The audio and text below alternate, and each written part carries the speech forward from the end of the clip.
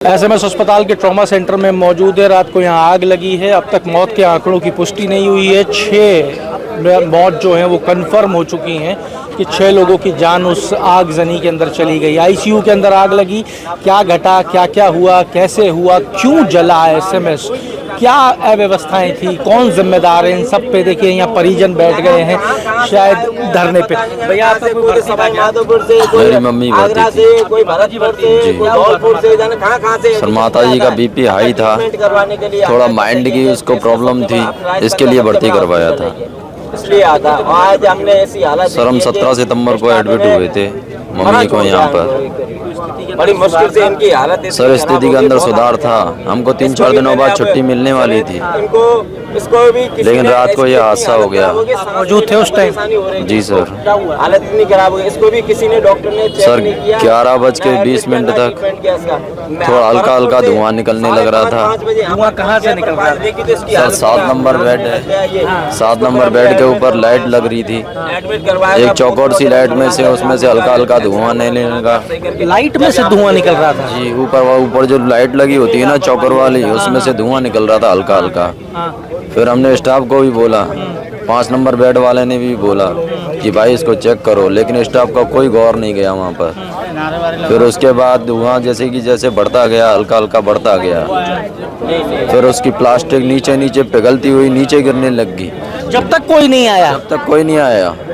हाँ जी। आईसीयू के अंदर हो रहा था ये सब? जी सर। जब तक कोई नहीं आया, जब देखा तो एक बेड में तो जहाँ वो प्लास्टिक की थी उसमें तो आग लग चुकी थी। फिर वो जबरदस्ती हाथों से आग बुझानी पड़ी, हमारे पास और कुछ नहीं था। सर वो धुआं धीरे धीरे बढ़ता गया, हर किसी लाइट में से जितनी भी लाइटें लग रही थी सारी लाइटों में से धुआं निकलने लग रहा था। क्या हुआ? आप कहाँ मौजूद थे? सर मैं मम्मी के पास ही मौजूद था आईसीयू में।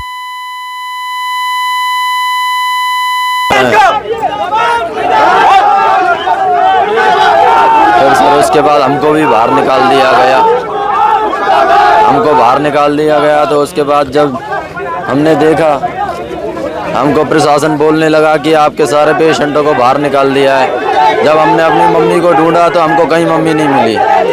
उसके कम से कम भी 1.5-2 घंटे बाद हमने हिम्मत कर अंदर गए। अंदर जाकर देखा तो मम्मी जी बेड पर ही थी, किसी ने बाहर नहीं निकाला था। अंदर बिल्कुल ऐसे झुलस गई थी, काली पड़ गई थी, बिल्कुल चल गई, काली पड़ गई थी एकदम। आपका कैमरा कहाँ? आपका फोटो दिखाता हूँ, देखो। फिर सर हमने हिम्मत कर बेड जबरदस्ती खींचा, बेड गेटों से अड़ने लग गया। कितनी झुलस गई है देखो।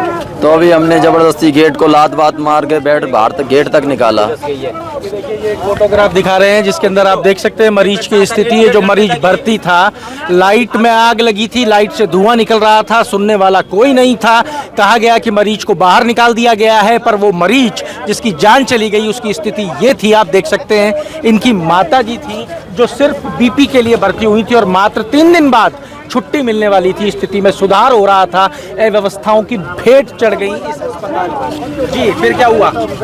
सर हमको भी बाहर निकाल दिया गया। फिर कम से कम भी 1.5 घंटे बाद हम हिम्मत कर अंदर गए। मम्मी का जबरदस्ती बेड खींचा, लेकिन वो कहते ना वेंटिलेटर की नली वगैरह सब कुछ लग रहा था उनके, वो नली वगैरह सारी हमने तोड़कर बेड जबरदस्ती खींचकर गेट तक लेकर आए। गेट पर कुछ खड़े थे आदमी, फिर वो चादर पकड़कर मम्मी को बेड समेत ही बेड को छोड़कर चादर में ही उठा ले गए। फिर सीढ़ियों से नीचे तक लेकर आए। फिर उसके बाद मम्मी कहाँ गई कहाँ नहीं गई हमको कुछ नहीं बताया सर। अब तक नहीं पता? नहीं सर, अभी तक हमको नहीं पता कि हमारी मम्मी की बॉडी कहाँ पर है। कोई जवाब नहीं देके गए, वो सीधे आए। उनको आने से पहले पुलिस वालों ने तैयारी कर रखी थी कि किसी से मिलने की बात करने की दिक्कत नहीं। हमने पहले भगा दिए थे, हमें पहले भगा दिए थे पुलिस वाले डंडे लेके। क्या बात करते हैं, ये हमारी सरकार राजस्थान सरकार ही है। लोग मर रहे हैं, कोई सुनाई नहीं कर रहा सर। बताओ क्या करें? इतना बड़ा हॉस्पिटल है, राजस्थान का सबसे बड़ा हॉस्पिटल है, इनमें ये कांड हो रहे हैं तो क्या होगा? पुलिस वालों से ज़्यादा तो गार्ड हो गए, गार्ड मांग रहे हैं गेट पास लेके आओ, जब अंदर जाने देंगे। और कुछ जैसे मैं भी यहाँ से पेशेंटों को लेके गया था, गेट पास मांगने लग रहे थे। 4-5 पेशेंटों को मैं अंदर लेके गया था, पहले गेट पास मांग रहा था। गेट पास लाओगे तो मैं अंदर जाने दूंगा, नहीं तो अंदर नहीं जाने दे रहे। धक्का दे के बाहर निकाल रहे, गाली गलौज कर रहे, गेट पास वाले चिल्ला चिल्ला के ऊंची आवाज में बात कर रहे थे। जिसमें बांगड़ा हॉस्पिटल लेके गया, वहाँ पर गार्ड था एक, तो अंदर नहीं जाने दे रहा था, अंदर बाहर जाने के लिए गेट पास मांग रहा था। मैंने बोला मोबाइल रखो, मेरे आइडिया रख लो, बाहर से मैंने आइडिया मंगवा ली मेरे भाई की, फिर भी अंदर नहीं जाने दिया उन्होंने।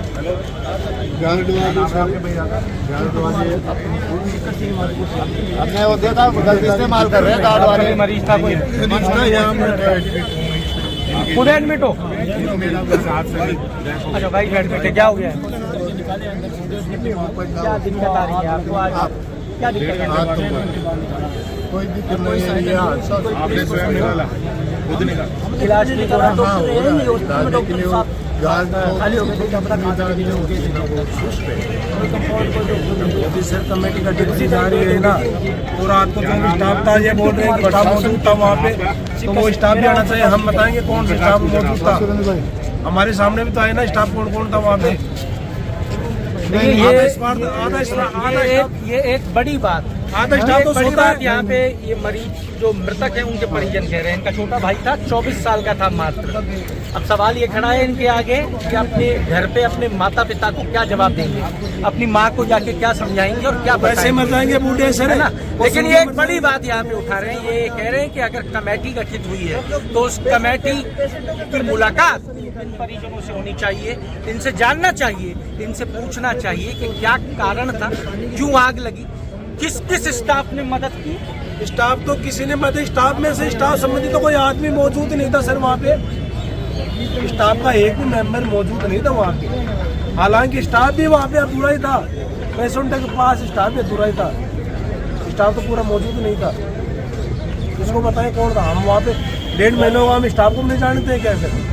जो भी किया ना जनता ने किया, जनता ही 2 पेशेंटों को जनता ने निकाला और बाद में 1.5 घंटे बाद भी जनता ही निकाली, कोई सेवा नहीं है। देखिए साहब, 11 मरीज भर्ती थे आईसीयू के अंदर, 11 में से 2 मरीजों को बाहर निकाला गया है, 6 की पुष्टि प्रशासन कर रहा है, 3 मरीज कहाँ हैं इसकी अब तक कोई सूचना या सुध नहीं है।